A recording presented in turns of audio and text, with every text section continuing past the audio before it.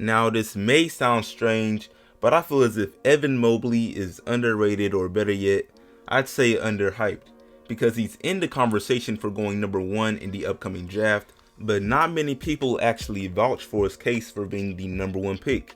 And I think it's partially because big men in general don't receive as much love as your guards or even your forwards, whether you realize it or not.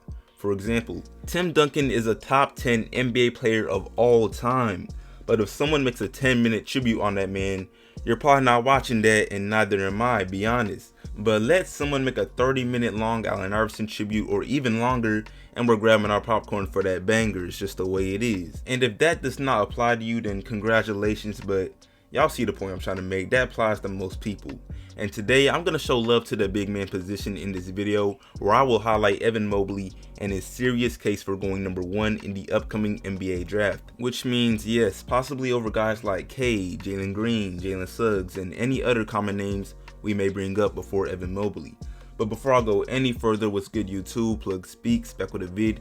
If you are new to the channel, first of all, welcome. Go ahead and subscribe. Also, if you want to help me show love to all the bigs out there, like this up and turn on noties. I upload 3 to 4 times a week, and our current goal is 5K, so I'd for sure appreciate it, y'all. But back to the vid though. So earlier I corrected myself and referred to Evan Mobley as underhyped rather than underrated, and that little difference is important to take note of, because to say Evan Mobley is underrated would just be a flat out lie. I mean, a 7-footer that weighs 210 pounds and shows a variety of great skills is a little hard to overlook. So yeah, this man came out of high school as a 5-star recruit, ranked 3rd overall for his class by ESPN, and D1 scouts were well aware that this guy was nice. As a senior at Rancho Christian, he put up 19 points, 11 rebounds, and 3 blocks to help lead his school to a 22-8 record and the playoffs before COVID shut everything down. He was also named as a 2020 McDonald's All-American, won the 2019 and 2020 Gatorade Player of the Year award for California, and he was named to California's All-Basketball First Team, and more. So yeah, all this success resulted in several D1 offers, including programs like UCLA, Arizona State, and more. He low-key could have teamed up with Josh Christopher, but as we all know, he would end up choosing USC, which is the school that just delivered another big man to the league in Onyeka Okongwu, who got taken 6th overall in the recent draft. But yeah, Evan Mobley balled out in high school. However, all this high school success never guarantees college success, and there's always a reason to be a little cautious when you have a 7-foot high schooler dominating the competition, because you sort of expect it considering how much size they have against their defenders. However, it's safe to say he's playing even better or just as good in college, and I credit this to the fact that he's not your traditional big where it's like, look at me, I'm tall, I'm strong, and I'll bully my defenders with some post moves. I mean, he does do all of that, except he does it with a lot of skills. But you can only expect that from a guy that says he models his game after some NBA greats. I mean, check out this interview clip. Other players play these days at the professional level. Who do you like to watch and who do you try to emulate? Giannis, AD, and KD are like my favorite players. I like to emulate my game after them. I like to sit in the post like AD and then drive like Giannis, and then hopefully get my shot up to the level of KD's. There you have it. Giannis, KD, and Anthony Davis.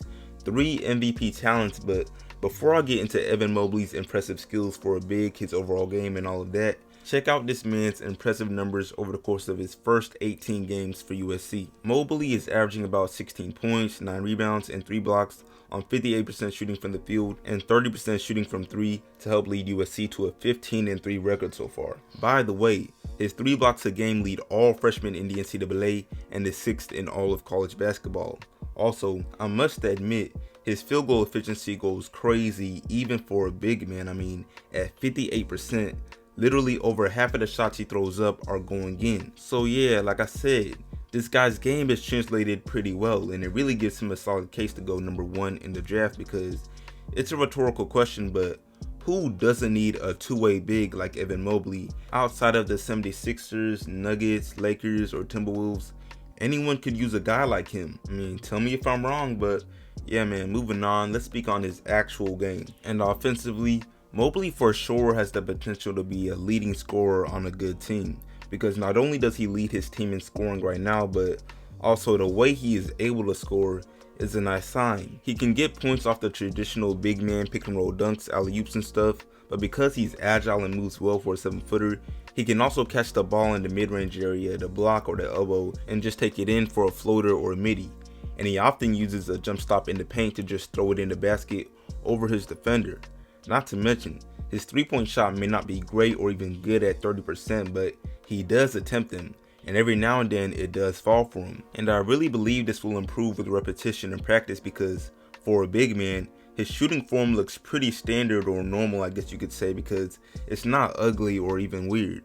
But yeah, like I was saying, he can score in a variety of ways, and this should serve him well at the next level. But I will say there's of course still room for a good amount of improvement. For instance, this man is a 7-footer that only weighs 210 pounds, which is pretty fragile, and you can see it in his play, because I wouldn't consider him ferocious when driving to the basket at all. And I know KD's success shows you can get away with this, but y'all, that is KD. It's a reason he is so special. What he does is not common, and Mobley has not shown the skills needed to get away with being a stick man at 7 foot. And on top of this, his skinny build is further evident in his lack of back to the basket moves, or just lack of plays where he backs down his defender. He just does not do it that much. And although he can ball without it, choosing to ignore this kind of weakness will just lower his ceiling, so it's just better he develops that kind of post game, and I believe he will develop this and even improve in other areas on offense as well, because he said it himself. He takes his game after Giannis, KD, and Anthony Davis, so a good elite level of posting up, driving towards the rim, and even shooting the ball are definitely things he tries to work on, I would assume. But anyway, to wrap up this topic of offense real quick, Evan Mobley's assist number of 2 is not impressive at all, but off what I've seen through some film, he is capable of getting the ball to his guys. I've even seen highlights of him bringing the ball up the floor and throwing an alley-oop to another big on his team. And that's pretty impressive as a big, so yeah, he's not just a non-factor when it comes to playmaking and just making plays. He's not Jokic, but he's not a non-factor. But on to his defense. He does a lot of what you would want and expect of a 7-footer, which is alter a ton of shots, block a ton of shots, and just keep the offense from abusing him for a bunch of points. Also, he only gets 1.7 fouls a game, which is not bad, especially for a big man. And this discipline of defending without fouling is a valuable trait that could take him a long way in the NBA. And of course, he could still improve in defense like everyone could, but what he currently does makes him look more than capable of holding his own in the league. 3 blocks a game. So yeah, there goes his primary traits on offense and defense. But before I go ahead and wrap this video up, let me vouch for Mobley's case to go number 1 over the most likely pick in Cade Cunningham. So yeah, all I gotta say is, although Cade is a very rare talent, literally a 6'8" complete player that thrives as a playmaker, which is all cool and all, great, thumbs up and all of that. However, Mobley's skill set just gives him so much, and so much potential. If he is really able to further emulate playstyles of KD, Giannis, and AD, just as he described, can anyone say he is not the best player in this draft class? Now that is a big if, but you must consider it. Anyway, that pretty much does it for me. Ultimately, whoever goes number 1 will obviously depend on the team with that pick and their team's personnel, so we shall see. I'm not even saying I would take Mobley, but he has a strong case, y'all. He has a strong case. But that's it for me. I appreciate y'all watching. Let me know what you think. Like this up, share it, sub if new, all of that, and I'm out.